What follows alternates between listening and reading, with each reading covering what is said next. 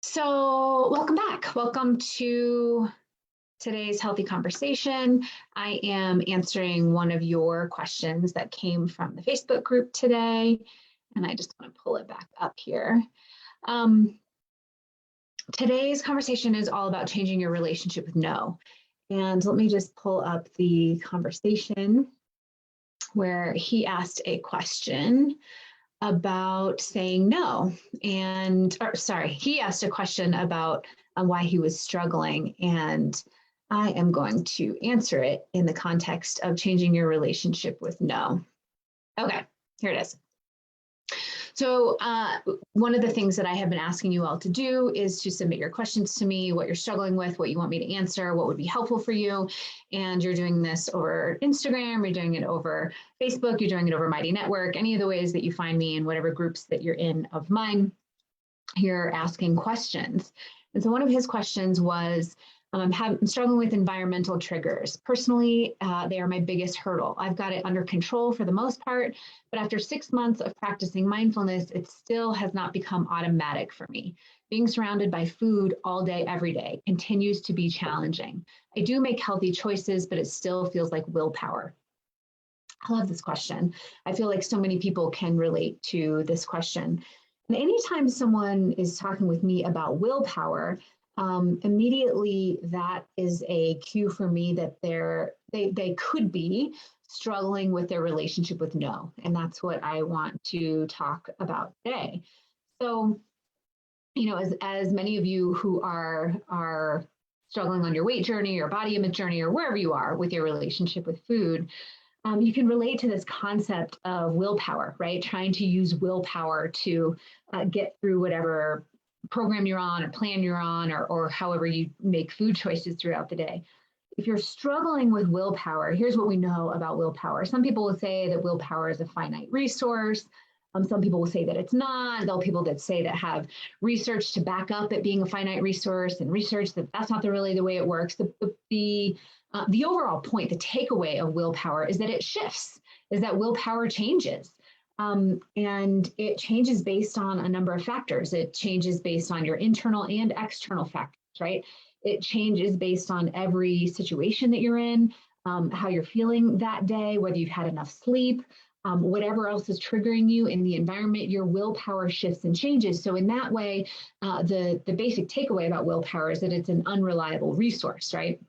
And so we don't want to rely on willpower to get us to where we want to be. We want to rely on more concrete and, really reliable resources to use. And we have those. So anytime someone talks to me about willpower, one of the things that I will ask is, what is your relationship with saying no? And sometimes, that's met with some funny looks. What do you mean your relationship with saying no? And here's where I'm going with this, is that we have been taught, and especially now with this sort of rise of the quote anti-diet movement, right? Which gets closely linked with health at every size and body positive movements, which, as you know, if you've been following me for some time, I believe there are a lot of merits to health at every size and body positive. There's a lot of really good things to it. And there was an unanticipated dark side to those movements. One of them being what I'm about to talk about, which is, there's a theory out there or a rhetoric out there right now that sounds something like this: that if you say no to something, that you're automatically dieting or restricting, right? If you're saying no, then you must be caught up in diet culture and you're in restriction and you're in deprivation, and saying no is bad, right? There's a line of thinking out there. Excuse me while I get rid of my tea. It's cold here this morning and I'm drinking tea. And what I want to talk about is your relationship with saying no to food. And if you've listened to me for any amount of time or listened to any of my videos, you'll know that my take on the quote dieting industry has a whole lot less to do with the actual content and a lot more to do with the context. And here's what I mean by that, is that two people can say no to something, the very same thing, for the very same reasons, but have a very different relationship with saying no. And that relationship makes all the difference in whether or not you are, quote, feeling restricted or deprived, and whether or not you are using willpower. So the way this plays out is so for instance, he is mentioning that there's food everywhere, and those environmental triggers of having food everywhere triggers his need for using willpower, right? Now I'm seeing food everywhere and it's cueing me all over the place, and now I need to rely on my willpower to say no. And that lets me know that he has a relationship with saying no that might be problematic for him. In other words, that he views his no as restriction and deprivation, and like he is being deprived of something, right?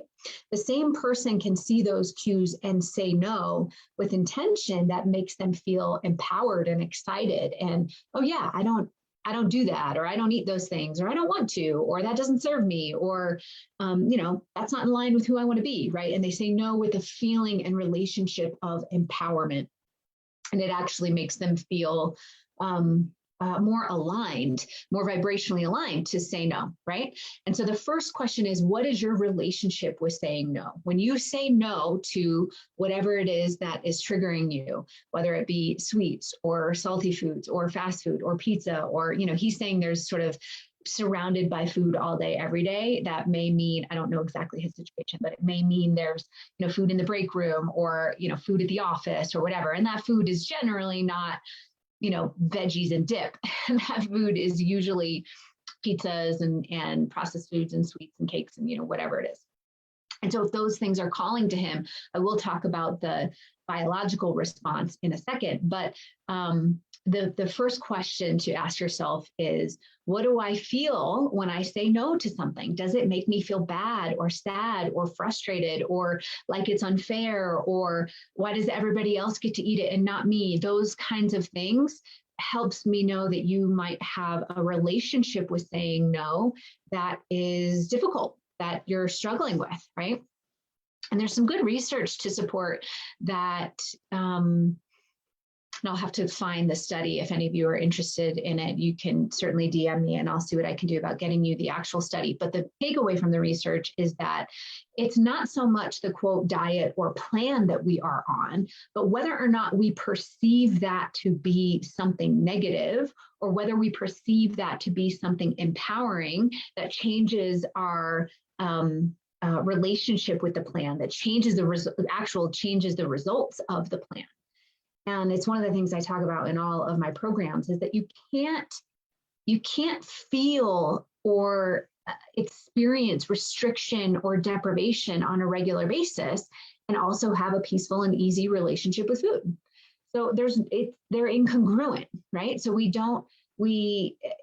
it's not that one is good or bad, it's just that they don't match. If what you're wanting is to have this peace and ease with food, and every time you say no to a donut or say no to pizza or say no, you feel restricted and deprived, that's not peace and ease. They don't live on the same vibrational frequency. So it's an indicator that we need to change our relationship with no. And so here's the first question to ask yourself if you don't know if you have a poor relationship with no. When you say no to something, does it trigger feelings of restriction? Do you feel like you need to use willpower to get you through seeing an ice cream or saying no to the pizza in the break room? Do you feel like you need to rely on willpower, right? That's another indicator that we may need to examine your relationship with no. Do you feel like everybody else gets to eat something and you don't, and that's unfair? Another indicator that maybe we need to change your relationship with no. Now, please hear me say, this is not meant to be blaming, or there's something wrong with you, or it's your fault, nothing at all like that. It is meant to, in fact, quite the opposite. It's meant to instill hope and confidence that there is something you can do about these food cues and these triggers that will help you have a different relationship to them. And that I have worked with many, many people who say no because they want to, because they feel empowered, because it makes them feel good. These are working with the concepts of delayed gratification and impulse control. And these delayed gratification and impulse control are things, they're like muscles. We can flex it. We can practice working with delayed gratification and impulse control and use it to our advantage over time. So first, you explore your relationship with no. Does it feel problematic? That can be revealing, right? So if you have, for instance, he referenced, it still feels like willpower. He's been using mindfulness for quite some time, and it still feels like willpower is an indicator that every time he sort of walks by the cue of food or the trigger of food, something is triggered in him that starts this battle, right? Can I have it? No. Should I have it? No. Am I going to? No. Right now we start this battle and this struggle. And usually when we get involved with the battle and the struggle, we have kind of already lost. It's not always the case, but it certainly feels like more of a battle or a struggle as soon as we get involved. So my first piece of advice is to step outside the struggle and become the observer. Anytime we can become the observer of what we're thinking or feeling, or the behaviors that are happening, we disconnect from that entanglement. We disconnect from that battle and struggle. And as soon as we do that, as soon as we step outside, we have the opportunity to work with the battle or the struggle in a different way. So if he can, see the food and the food triggers that he was talking about here, and in that moment, if he's able to be aware enough to step outside of it and say, oh, I see myself wanting to have that food. I see myself struggling with willpower right now. I see myself about to get into a battle about whether or not I can have this. Just that separation from it allows us to work with it differently. And then the other lines of question look something like, what does saying no to this mean? Does it mean I'm restricted or deprived? Or does it mean that now I get to make an empowered decision for myself? Because these are the types of food that don't make me feel empowered after I eat them. These are the types of food that I really struggle with once I start to eat them. These are the types of food that are hard for me to say no to once I start to eat them. So when I say no to it, is it really restriction or deprivation? Or is it a feeling of empowerment that I'm doing something for my best interest? Let's use a different example for this, because like I said, some of these movements, sort of like the anti-diet movement, has set it up to be such a bad thing if we say no to something, right? If we say no to something for the purpose of our goals or our health, or just because we feel like it, there's this thought out there that that's restriction or deprivation, or you're dieting and we shouldn't do that, right? I say, forget it. The no needs to be about your relationship with that food and your relationship with saying no. And if you feel like you're restricted or deprived, or everybody else can have this, or why can't I have this? That's a relationship between you and the no, not the actual decision of saying no itself. So here's a different example. Let's say you are saving to buy a house, right? And it's really important to you, and you really want to buy this house, and you have the house in mind, and you can see the house and it's beautiful and you're super excited about the house. And then you're scrolling your Instagram and there's 25, ads for clothes and shoes and this product and that product and all these things, right? All these ads are flooding in your face. And you have the urge, right? Oh, yes, I need those shoes. Oh, yes, I need that new sweatshirt. Oh, yes, I really want that, meal delivery service or whatever it is. And we get pinged by these cues constantly all day long. But you have in your vision that you want to buy this house. So when you say no to the sweatshirt, or say no to the shoes, or say no to the meal delivery service, are you restricted or deprived from that? Or are you just keeping your larger goal and intention in mind and saying, no, that doesn't serve me. No, that doesn't serve me. No, that doesn't serve me. And actually, maybe, yes, I really want that sweatshirt. So I'm going to buy it and I'm going to love it, right? We make decisions about our future orientation all the time. We make decisions about, what our goals are and what we're looking for in the future, this delayed gratification. We resist impulse control all the time. It's just that when it's wrapped up in food, now there's all these cultural messages about restriction and dieting and deprivation that get mixed up in this. And we feel like we have to rely on willpower to say no to the food. And I say, my personal opinion on that is that it's a lot of BS, and that more importantly, we need to work on our relationship with saying no. I know even for myself, there are that relationship with saying no and why I say no changes from situation to situation, from day to day, from month to month, right? So it's never a hard and fast rule. Like I can never have donuts again, right? That would be ridiculous. It is a pattern and a flexing of that muscle of, can I stay connected in that moment, in that situation, and review my relationship with the no? Does it feel like it's serving me in that moment? If it does, how much of it do I feel like I want to have? If it doesn't, can I say no with empowerment and ease and say, yeah, that doesn't serve me. I'm not interested in that right now. I know we've gone off on a couple of different tangents. It's hard to, answer the one question just in that lane. But to answer his question, to bring it all together, rather than relying on willpower to get you through all of these cues. Oh, I did say I would talk about the biological aspect. I'll talk about that in just a second. Rather than relying on willpower to get you through these cues of all the food that is around you, my invitation to you is to reevaluate your relationship with the no. Are you truly restricted or deprived? Okay. When you're saying no to something that doesn't serve you for whatever your goal is or whatever you want to do with your relationship with your weight and your body. That's none of my business. I don't really care. But is the saying no in service to that goal or idea you have in mind? And if so, are you really restricted or deprived by saying no? Or are you just, like I just gave the example of buying the house, are you just keeping that delayed gratification goal in mind and say, no, I want to be the person that gets to that goal. So I'm not going to buy the sweater, and I'm not going to buy the mail delivery service, and I'm not going to buy the 20 things that keep popping up into my environment for the sake of where I want to go. And that doesn't feel like restriction or deprivation to me. It just feels like empowerment. I know where I want to go, and this helps me get there, right?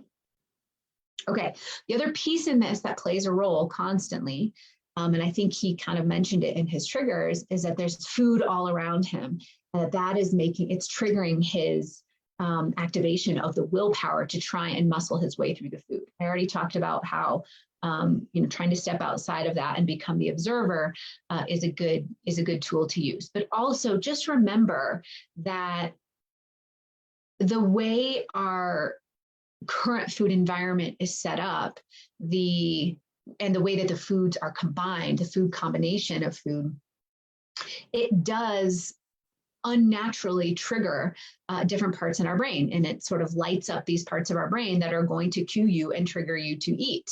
When we put foods together, it lights up different mechanisms in our brain that will trigger you to eat. Now, there's a lot of factors in this. For instance, there is repetitive factors, there's habitual factors, there are the biopsychological factors. There's all these factors that go into whether or not your brain lights up to eat this. For instance, it just so happens my husband doesn't like mac and cheese, which I happen to think is crazy, but he is not going to get that cue, that light up to eat mac and cheese if it's in front of him, right? It just doesn't even register because he doesn't like it.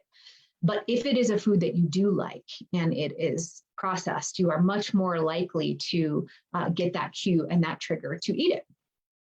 And that is the brain being activated by a number of different factors. So I want to acknowledge that in his question is that there definitely is some cueing of the brain chemistry that's going on that is triggering you to want to eat the food. And again, if you can use the tool that I just mentioned about becoming the observer and recognizing when you get that activation, wow, I'm being really activated to eat right now. Wow, I really have a desire to eat this right now.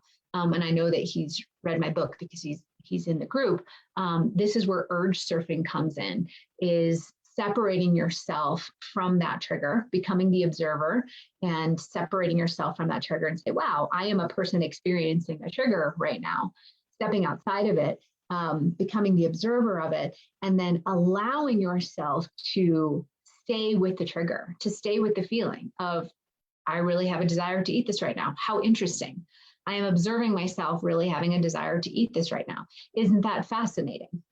And in that way, you are not becoming entangled or involved with that trigger, right? So most people's experience of having an urge or a trigger sounds something like this. Oh my gosh, I really want that cookie. Oh, I really want to have that cookie right now. No, you can't have it. Yes, you really can. Oh, just have one bite. No, don't have any of it. Oh, you really can. No, you really can't. That's where it feels like willpower. But if you notice yourself having an urge to have a cookie and you're able to take that moment to step outside of the urge and not get involved with it and say, I'm experiencing I'm experiencing an urge right now. I'm experiencing an urge to have a cookie right now. I am the person who is experiencing that urge. You see how you're no longer entangled with that person. You are the observer of the urge that's happening. And what we know about urges is that they crest like a wave. They come up and they kind of build. And the problem is that we usually give in to the urge as the wave is cresting. And when we do that, like I mentioned ago with habitual processes, when we give in to the urge as it's cresting, then we teach ourselves that the way to deal with an urge is to give into it while we're cresting. And all that becomes is a habit over and over and over again. Is, oh yeah, this is what I do when I have an urge. There's my habit. Oh yeah, this is what I do when I have an urge. There's my habit. And it becomes the path of least resistance. It becomes the habitual response to having the urge. If instead we could practice urge surfing is in my book. If you haven't read it, you can read about urge surfing in there. I think it's actually somewhere else.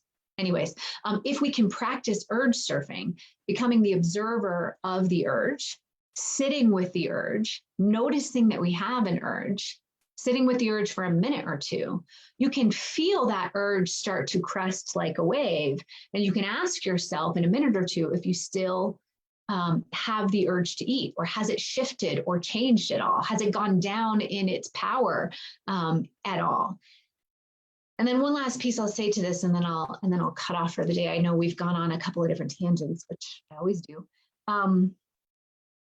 is that just because you're urge surfing and just because you're becoming the observer of your urges doesn't mean you automatically have to say no. That's the other piece I want to make sure is really important here, is that it doesn't have to be a black or white, an either or. Perhaps you have the urge, he gets one of these triggers, he's in a work environment or something and there's pizza and he gets a trigger and an urge to eat pizza. And if he urge surfs for a little bit and is able to sit with it and go, wow, I really have the urge to eat pizza. And then he checks in with himself and says, do you want to have the pizza? Does this feel like it's, kind of in line with who you are? If you've been with me for a while, does it feel like it's vibrationally aligned for you? And the answer is yes. Then the key is to stay connected and say, all right, well, how much do I want to have? Is it a bite? Is it 2 bites? Is it a piece? At what point does it feel like this isn't a decision in my best interest anymore? And if you stay connected and you pay attention, you will find that point. The point here is that oftentimes we never slow down enough to surf that urge. We think we already know the outcome of our behavior. Oh, I'm just going to eat the pizza. I'm just going to overeat it, right? And so we never take the time to sit down, or slow down, I should say, and play with it and see if there is a different response in there. So I'll wrap up today's video and say, if you're struggling with willpower, one of the first things you can do is to look at and pay attention to your relationship with no. What does your relationship with no look like? Do you feel restricted, deprived, frustrated, unfair when you're talking about saying no to something? That's the first place we look. The second thing we can do is to become the observer of our urges. Step out of the urge itself and become the observer and understand how often you have them, when you have them, what it feels like. Stay with it, pay attention to it. Slow down, see if you can untangle yourself from it and be the observer of you experiencing it. Also pay attention to the biological factors that are cueing you to eat. That's a video for another day. Maybe I'll do that in the coming weeks. Where are the places that our brain responds differently to certain types of food, and becoming the observer of when that happens. So I will wrap all of this up to say, hopefully this was helpful for you today. If you're struggling with willpower, the first place to start is kind of why you feel like you need the willpower to begin with. What is your relationship with no? There are a lot of other factors in here, and I will let him respond to this video and see if there's more detail or context, and then I can respond more to that context. If you have a question for me, I'm getting a lot of them. That's fantastic. Keep them coming. You can DM me, you can write me a chat, you can post a comment in any of the places that you want to find me. These are live all over the place, and I go live every Wednesday answering your questions. All right. Thanks for being with me today, everyone. We will see you next week.